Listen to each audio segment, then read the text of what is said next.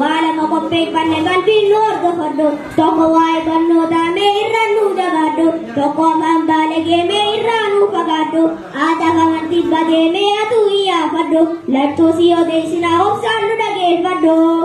Ayyee olola gaalaa beekaa lalii bakkichaa beekaa biyya boruu kormaatii sidee sayyaa beekaa kubbaa boruu qondaalaa lammii guddiftee beekaa kanataa boru doktoraa barsiisaa isaatu beekaa yaa nama afaan baalagee amantillee dagatte aadaa qabullee qabsitee gara deemtuu si eegaa haadha namaa sarrabsitee deetillee sarrabsitee salphattee siitu meekaa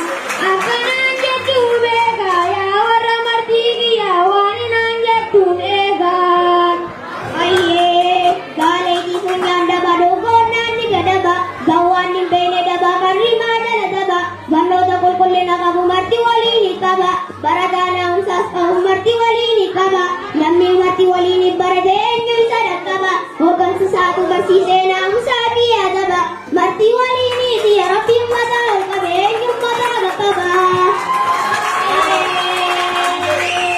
Mari mul'ataa duraanuu gaaraa deebi'ee waa gaaran ta'u jibni waalee duraanuu diidaa deebi'ee waa diidan ta'u martii waliin qaba barataa pirofeesara ta'u hinnummaan martii waliin baratee deebi'ee waa gallaffee ta'u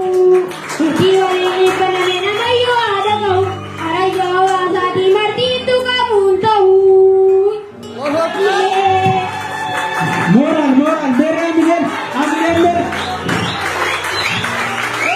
Ayyee guddoo sabbaara dijadii tawaalee geessanii dibicha qonna dijadii daniinni geessanii ijoollee wallaalli biide marti waliin geessanii kaatanii maan baranne ijoollee maatatteessanii wayin sibiilaa maamee irra geessanii warri afaan baalagee sammuu balleessanii afaan baalagee baruun taalaa laddeessanii namni afaan baalagee qaburraa qabeessanii ani akkana jaa maal naa jettuu teessanii.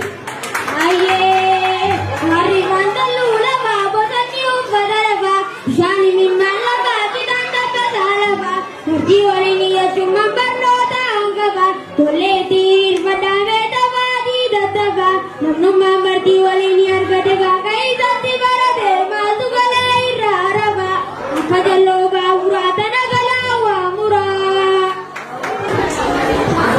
Ayyee gaalee dhiitamee inna dhabee maddisa gawwaa kan baalagee qarriirraa jal'isa mukaara kan baalagee meessumaa maddisa mana keessaa maddee moo gabaa keessaa bakkisa dubbii kun hammaatee itti yaaduu beeksisa namuu bakkuma jiru haasirreessu afaansaa.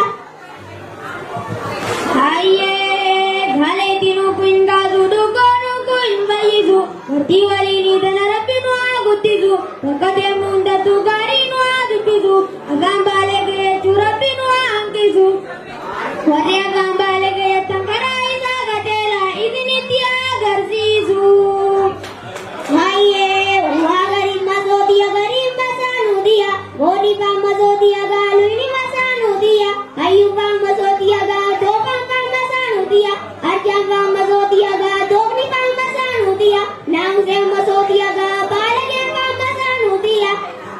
barattoonni hiriyoottan kiyya barsiisaan qaroomiya hawaasa nu guddisee aadaa fi abbaa kiyya dagaaginaa guddadhu marti waliiniitiya.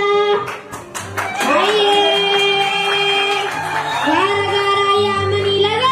yaamanii dheeratus gabaabbatus ilma abbaa yaamanii gaafa nuti guddannee beekumsa gabbifannee martii waliiniitiya mufti walii yaamanii bakki waliin iyyachuu miidiyaan dabarsanii tani walii dhaamanii. Amir. Ayyee wanni jennu harkanaadhaan kan nyaatu kana ammasitti deebinee wayisini dhaamana afaan baalagee jechuun nurraa dhiisaa jarana hawaasa balleessitee birraa dhiisaa waan kana rabbii guddaa sodaadhaamee waliin injiina harraammeedhaan saqanyaa sirrattu muranna yoo rabbii guddaan fade fuuldura wal argina yoo isin gufachiifneef dhiifame